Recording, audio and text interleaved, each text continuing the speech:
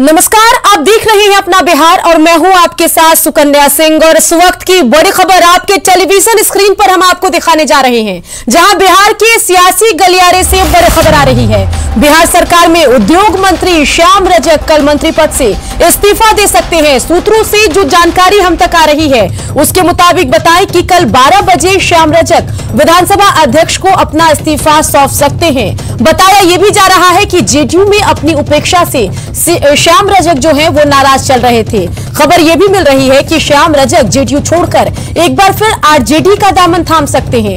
इस्तीफा देने के बाद कल 1 बजे श्याम रजक आरजेडी में शामिल हो सकते हैं। तो इस वक्त की बड़ी खबर आपको बता रहे हैं। चलिए सीधा रुख करते हैं पटना का, जहां से हमारे संवाददाता आनंद अमृतराज हमारे साथ जुड़ गए हैं। आनंद, चुनावी साल है और ऐसे में बड़ी खबर आ रही है जहां श्याम रजक जेडीयू से इस्तीफा देकर आरजेडी में शामिल हो सकते हैं। अब तक क्या कुछ जानकारी आ रही है, बताइए।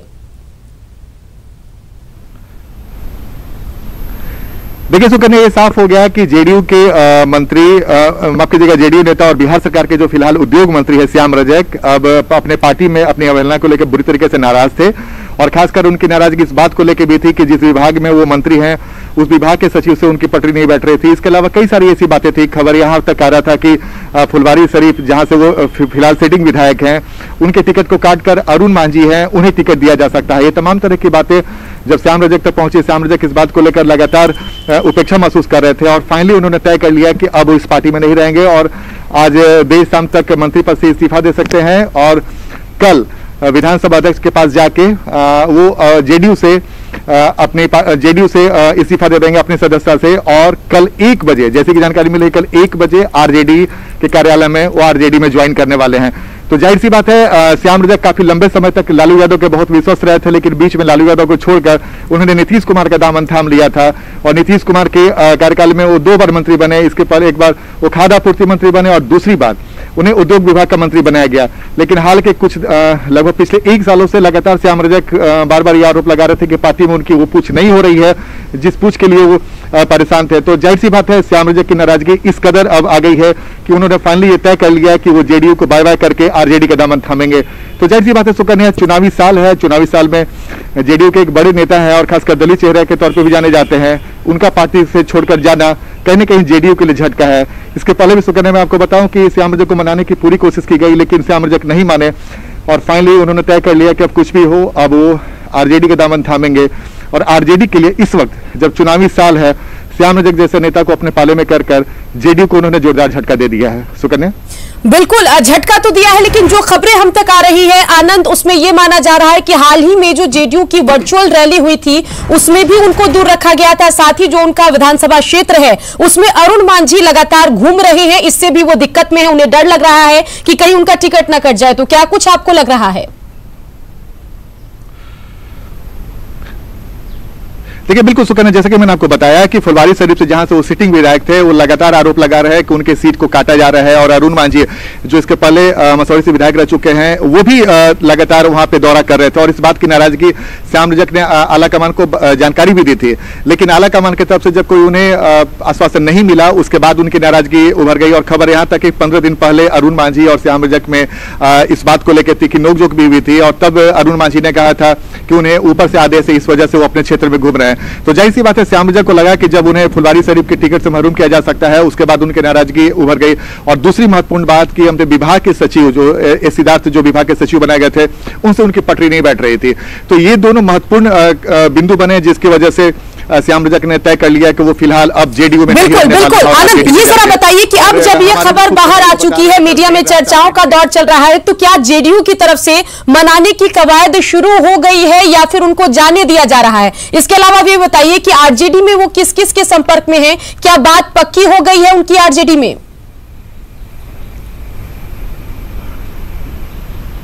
देखिए, जैसे कि मैंने आपको सुकन्या बताया कि कल देर रात आरजेडी के 2 बड़े नेता जिसमें चर्चा है कि तेजस्वी यादव और जगदानंद सिंह दोनों की मुलाकात श्याम रजक से हुई है। तो आप समझ सकते हैं कि आरजेडी के दो बड़े नेता की मुलाकात जब अगर श्याम रजक से होती है तो उसके बाद गुंजाइश नहीं बचती है। जेडीयू की तरफ से पूरी कोशिश की गई थी कि श्याम रजक को मनाया जाए, लेकिन श्याम रजक मानने को तैयार नहीं हुआ और उसके बाद आरजेडी में बात उनकी इस कदर आगे बढ़ चुकी थी कि दोबारा उनके लिए वापस लौटना गुंजाइश नहीं बच रहा था। तो यही वजह है कि श्याम रजक ने साफ कर दिया कि अब वो किसी कीमत पर जेडीयू में वापस नहीं जाएंगे, क्योंकि बार बार वो आरोप लगा रहे थे कि जब सिटिंग एमएलए होने के बावजूद, मंत्री होने के बावजूद, इतने बड़े कद के नेता होने के बाद भी अगर उनके टिकट को लेकर संशय की स्थिति बनी रहे तो उस पार्टी में उनकी स्थिति, चलिए देखना होगा कि कब वो इस्तीफा देते हैं और कब आरजेडी का दामन थामते हैं, और जब वो खबरें आएंगी तो सबसे पहले न्यूज 18 बिहार झारखंड आपको दिखाएगा। तो बता दें कि बिहार विधानसभा चुनाव से पहले सियासी हलचल तेज है। जेडीयू और एलजेपी के बीच तल्खी लगातार बढ़ती जा रही है। दोनों तरफ से बयानों के तीर और तीखे होते जा रहे हैं। नीतीश कुमार को लेकर चिराग पासवान के तेवर तल्ख हैं। शनिवार को चिराग पासवान ने पार्टी नेताओं के साथ बैठक कर साफ कहा कि सरकार की नाकामियों को जनता के सामने रखें। साथ ही उन्होंने पार्टी नेताओं से राय भी मांगी। बैठक के बाद पार्टी के सांसद चंदन कुमार ने कहा कि राष्ट्रीय अध्यक्ष के खिलाफ जो बोलेगा उन्हें जवाब दिया जाएगा। कालिदास सूरदास नहीं चल रहा है, जो था परसों 2 दिन पहले का मैटर था, पानी खत्म हो गया। फिर जब आएगा मैटर, जो लोग जवाब देंगे, हमारे राष्ट्रीय अध्यक्ष को जो लोग भी जवाब देंगे उनको जवाब दिया जाएगा। और हमारे पार्टी के कार्यकर्ता और सिपाही हर परिस्थिति में चुनाव के लिए तैयार है। जेडीयू लगातार हमले बोल रही है आप पे, कालिदास बोला, इन सभी बातों का जवाब राष्ट्रीय अध्यक्ष जी देंगे। और राष्ट्रीय अध्यक्ष जी ने साफ कहा है कि वो उम्र में छोटे हैं, बड़े लोग क्या बोलते हैं उनकी सभी बातों का हमको जवाब नहीं देना है। हम अपने बिहार की चिंता कर रहे हैं, बिहारियों की चिंता कर रहे हैं। बिहार कैसे फर्स्ट हो, बिहारी कैसे फर्स्ट हो, ये हमारी चिंता है। और इस विजन के साथ हम सिर्फ समस्या नहीं बताते हैं, हम सुझाव देते हैं। और हमारे सुझाव देने से अगर किसी को तकलीफ होती है तो इसके लिए हम क्या। और इन सब के बीच एलजेपी अध्यक्ष चिराग पासवान को बीजेपी नेता संजय पासवान का साथ मिला है। संजय पासवान ने कहा कि काम नहीं होने पर सवाल उठाना गलत नहीं है। हालांकि संजय पासवान ने यह भी कहा कि जेडीयू एलजेपी के बीच बढ़ी तल्खी का विधानसभा चुनाव में असर नहीं पड़ेगा। तो मुझे लगता है कि अभी जो भी बयान लोजपा की ओर से आ रहा है, मानता हूं कि एक ऑब्जर्वेशन है, कोई बयान, स्टेटमेंट, कमेंट का ऐसा नहीं है। और मुझे बड़ा अच्छा लगा जब खुद लोजपा अध्यक्ष मिलने गए नीतीश बाबू से और बैठ के बातचीत किया। तो मुझे लगता है कि मामला कुछ ऐसा कुछ है नहीं, और जो कुछ मामला था खत्म हो गया है। और वरना बीजेपी के लोग भी हमारे हैं उस मामला को निपटाने के लिए। इसलिए मुझे लगता है कि अंततोगत्वा हम लोग का जो अलायंस है वह इंटैक्ट रहेगा, ये मेरा मानना है। पूर्व पशुपालन मंत्री और कांग्रेस विधायक अवधेश सिंह ने कैलेंडर के जरिए चुनाव प्रचार शुरू कर दिया है। कैलेंडर में यह बताया गया है कि अपने इलाके में उन्होंने कौन कौन से काम करवाए। हालांकि सत्ता पक्ष का कहना है कि कैलेंडर में जिन योजनाओं का जिक्र है वो बिहार सरकार की योजनाएं हैं और विधायक जनता को बरगलाने की कोशिश कर रहे हैं। जो 4.5 वर्ष जो हमने काम किया है, उन कामों को उन गांवों में जहां जहां हमने किया है उसका विस्तृत उस कैलेंडर में जानकारी है। चुनाव अब नज़दीक है, 2-3 महीना समय बचा है, तो वजीरगंज के विधायक जी जो कैलेंडर बांट रहे हैं उसमें सारी सरकारी योजना का नाम दिए हुए हैं। जो एनडीए गठबंधन, जदयू भाजपा गठबंधन की सरकार काम कर रही है, विद्युतीकरण, नल जल योजना, हरियाली योजना, उसी योजना का नाम कैलेंडर में डाल करके जनता को दिग्भ्रमित कर रहे हैं।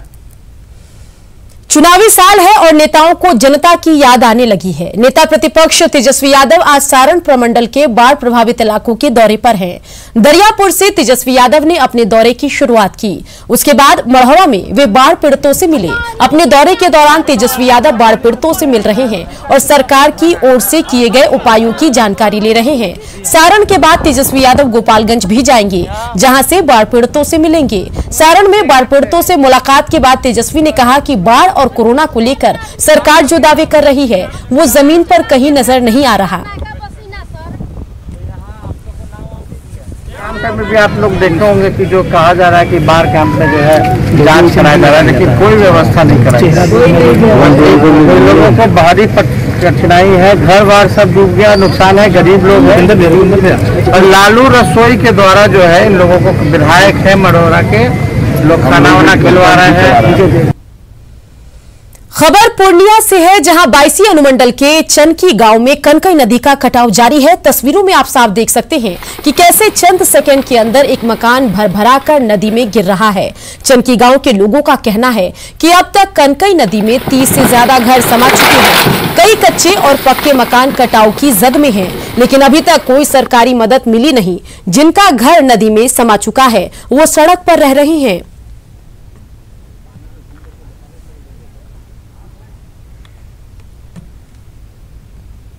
है तो नदी का कटान आज लगभग 1 महीने से है और घर लगभग 29 से 35 घर के बीच अब तक नदी में बह चुका है। यहाँ कोई प्रशासन का कोई आदमी भी नहीं आया, अब तक कोई मदद भी नहीं मिला है। खगड़िया में बाढ़ से 1.5 लाख से ज्यादा लोग प्रभावित हैं। हर तरफ पानी ही पानी नजर आ रहा है और हजारों लोग बांध पर शरण लिए हुए हैं। मदद के नाम पर प्रशासन की तरफ से सिर्फ खाना पूर्ति की जा रही है और लोग परेशान हैं। अलौली को कोयला डी में बाढ़ पीड़ितों से बात की हमारे सहयोगी दिग्विजय कुमार ने। खगड़िया के सोनमंखी बांध है, वहां पे दिखाना चाह रहे हैं ये कि जो बाढ़ पीड़ित हैं वो अपने घर छोड़ करके इस बांध पे आकर के रह रहे हैं। पिछले 1 महीने से ये लोग इसी बांध पर आकर के रह रहे हैं और कई संख्या में जो कोयला गांव है यहाँ पे उसके सारे लोग हैं। यहाँ पर आप देख सकते हैं कि जो मवेशी हैं उनको लेकर के आए हैं और धीरे धीरे जो बच्चे से लेकर के सभी लोग, सबसे बड़ी बात यह है कि जिला प्रशासन ने इनको प्लास्टिक जो दिया है उससे ये लोग झोपड़ी तो बनाए हैं, लेकिन उस घर का स्थिति आप देख सकते हैं कि न तो ये पूरा ढका हुआ है और खुला हुआ है। ये एक तरह से कहे तो कि देख सकते हैं कि आधा पन्नी फटा हुआ है, आधा पन्नी जो दिया हुआ है उससे वो किसी तरह रहने के लिए यहाँ पर व्यवस्था। कुछ परिवार है परेशानी है, घर में पानी घुस गए, बांध पर आयल छिए, 1 महीना से यहाँ पर छिए, कोई देखे भी नहीं एले और ई बांध जे पर छिए वो भी कट रहल छै। घर में पानी ढुकले ये, बाढ़ भेले ये तो एलिए माल जाल बकरी छकरी लेके बाल बच्चा लेके। यहाँ पर कोई व्यवस्था नहीं। 10 दिन के बाद हेबे दिलक एगो प्लास्टिक आ 2 किलो के चावल, वैसे की होय वाला है। इन बाढ़ पीड़ितों का जब पिछले 1 महीने से यहाँ पे रह रहे हैं और जिला प्रशासन ने जो इनको खाद्य राहत सामग्री उपलब्ध करवाई थी वो भी समाप्त हो चुका है। और जिस तरह से जलस्तर लगातार अभी भी बढ़ रही है और कोसी गंगा बागमती जो नदी है वो उसका भी जलस्तर बढ़ा हुआ है, तो ऐसे में समझा जा सकता है कि इनकी परेशानी अभी कम होती नजर नहीं आ रही है। दिग्विजय कुमार, न्यूज़ 18 खगड़िया। बूढ़ी गंडक का जलस्तर बढ़ने से मुजफ्फरपुर में तिरहुत नहर का तटबंध 2 जगहों पर टूट गया है और एक जगह तोड़ दिया गया है, जिससे हजारों एकड़ में लगी फसल बर्बाद हो गई है। सकरा की 2 दर्जन पंचायतों के साथ मुसहरी के कई प्रखंडों में पानी भर गया। पानी निकलने का कोई इंतजाम नहीं है। किसानों की चिंता ये है कि अगर पानी नहीं निकला तो रबी की फसल भी नहीं हो पाएगी। किसानों ने चौपाल लगाकर सरकार और प्रशासन से पानी निकालने का इंतजाम करने की गुजारिश की है। चौपाल का जो ये दृश्य है ये मुजफ्फरपुर के मुशहरी प्रखंड के 2 पंचायतों के बीच, और ये पंचायत है मनिका हरिकेश और छपरा मेघ, और इन दोनों पंचायतों के बीच चौर में ये पंचायत बुलाई गई है। हम लोग पंचायत की बात करेंगे, लेकिन पहले थोड़ा सा मकसद समझने का प्रयास करें कि आप देखिए कैमरा जहाँ तक आपको दिखा रहा है सिर्फ पानी ही पानी है और इस इलाके में कोई बस्ती नहीं है। फिर भी चिंता है कि तिरहुत नहर का जब तटबंध टूटा तो इस इलाके के हजारों एकड़ की फसल बर्बाद हो गई। दूसरी तरफ देखेंगे कि आप दूर दूर तक, जितनी दूर तक देखेंगे वहां तक सिर्फ पानी ही पानी है और जिन लोगों ने धान की खेती की थी वो डूब गए। आज ये चौपाल चिंता की चौपाल है, किसानों के चेहरे पर चिंता है, मायूसी है। धान तो खत्म हो गया, गेहूं की भी संभावना नहीं। चौपाल आप लोग बैठा है यही वर्षा पानी के चलते। क्या दिक्कत है? पानी के चलते दिक्कत है, जो सब डूबा हुआ है, खेती सब खत्म है। न कोई होने का आशा है, न जो किए थे वो भी खत्म हो गया। ये तिरहुत नहर का बांध जो टूटा तटबंध, उससे भी पानी कुछ यहाँ आ गया और यहाँ पानी निकलने का रास्ता ही नहीं है, इसलिए यहाँ जम करके पानी और सारा धान की जो भी फसल हुई है वो सब समाप्त हो गया। आज तक प्रशासन कहियो घूम के नहीं आया देखने की काहे पानी वहाँ जोड़ी है, नहर है, उसको घेर के घर बनाए हुए है। उसके लिए व्यवस्था करे सरकार, पानी निकासी कराए। यह कृषि प्रधान इलाका है और ये पूरा 1000 एकड़ में 5 गांव का यह चौड़ है, जो हर साल यही स्थिति होती है। कई एक बार बात भी उठी है कि इस चौड़ का जल निकासी के लिए पुलिया वगैरह बनाना है, आगे अतिक्रमण है उसको साफ कराना है, लेकिन सरकार और प्रशासन ध्यान नहीं दे रही है। कि ये हर दूसरे तीसरे साल की कहानी है, जब तिरहुत नहर के तटबंध को काट दिया जाता है, तोड़ दिया जाता है और इनकी लगी लगाई फसल बर्बाद हो जाती है। सुधीर कुमार, न्यूज़ 18, मुजफ्फरपुर। सिर्फ 2 मिनट की बात है, 2 मिनट है कुछ सार्थक करने के लिए, जिससे किसी के जीवन में बदलाव लाया जा सके। मैगी देश के लिए 2 मिनट, एक छोटी सी कोशिश। ये एक पहल है जिसे नेस्ले ने नेटवर्क 18 के साथ मिलकर शुरू किया। इसके जरिए बेहतर स्वास्थ्य और रोजगार के साथ साथ जितने लोगों के लिए हम अच्छा कर सकते हैं, उनके लिए अच्छा करने का प्रयास है। कहते हैं एक छोटी सी कोशिश से भी बड़े बदलाव लाए जा सकते हैं। तो फिर रुके क्यों हैं? दीजिए अपने 2 मिनट और देखिए उसका बड़ा प्रभाव। खबरें अभी और भी है, बने रहिए, जल्द लौटेंगे।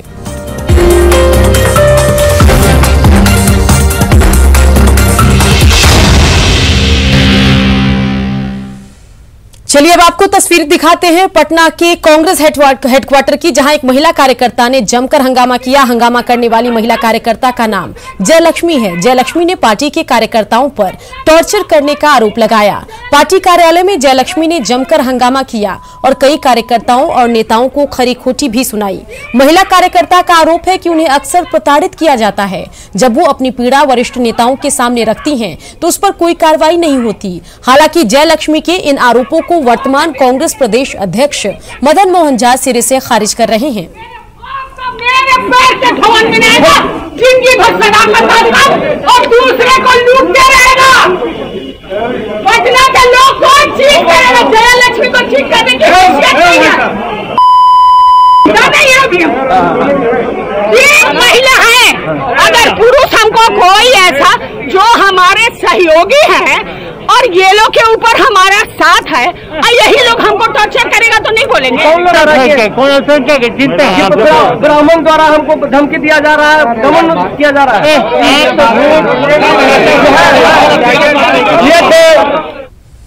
तो महिला का हंगामा आपने देखा, लेकिन इन सब के बीच सवाल उठने लाजमी है और सवाल आपके टेलीविजन स्क्रीन पर।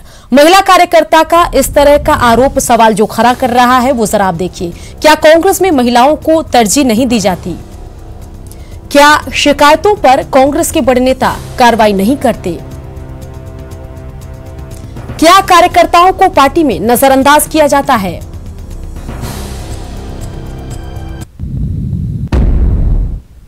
चलिए अब हम आपको भीड़ का बेरहम चेहरा दिखाने जा रहे हैं और इस बार खबर बेतिया और खगड़िया से आ रही है, जहां भीड़ का बर्बर चेहरा सामने आया।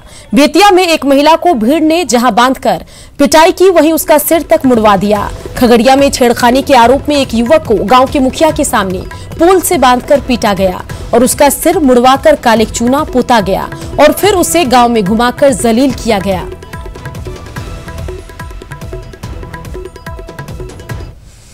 तो खगड़िया में आखिर ऐसा क्यों हुआ वो आपको हम बताते हैं।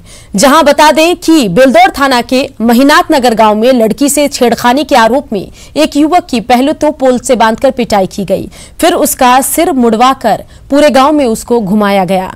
कानून का सरेआम मजाक उड़ाया गया और ये सब कुछ महीनाथ नगर पंचायत के मुखिया शिवशंकर यादव के सामने हुआ। वायरल हो रही इस वीडियो पर खगड़िया एसपी ने संज्ञान लिया और एफआईआर दर्ज करने के निर्देश दिए हैं।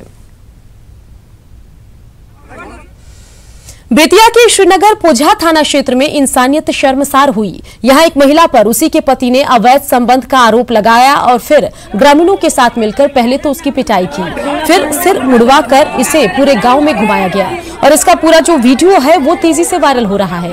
पोझा थाना को जब घटना की जानकारी मिली तो पुलिस हरकत में आई और वीडियो फुटेज के आधार पर लोगों को चिन्हित कर कार्रवाई में जुटी है। आरोपी पति के साथ ग्रामीणों पर केस दर्ज किया जा रहा है। तो बेतिया और खगड़िया की दो खबर हमने आपको बताई, जहां शर्मसार करने वाला ये पूरा मामला है। इसके बाद सवाल उठने लाजमी है, क्या लोगों का कानून पर भरोसा नहीं रहा? क्या भीड़ को इंसाफ का हक मिल गया है? क्या लोगों को कानून का खौफ नहीं है?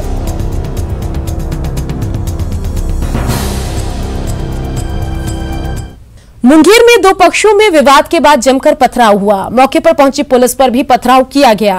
पुलिस जवानों समेत 10 से ज्यादा लोग जख्मी हैं। गोस्वामी टोला के लोगों ने शराब के नशे में धुत गाली गलौज कर रहे एक युवक को रोका, जिसके बाद उसने अपने साथियों को बुला लिया और इसके बाद विवाद बढ़ गया। इसी बीच कुछ लोगों ने पथराव शुरू कर दिया। जख्मी लोगों में एक दारोगा भी शामिल है। इसमें हम लोग पहुंचे तो ईटा पत्थर चलना शुरू हुआ। इसी से हम लोग जुटरुम हो गए, इधर उधर भागे। फिर पार्टी आया, लेकिन वैसे ही उग्र रहा पार्टी सब। धीरे धीरे शांत हुआ।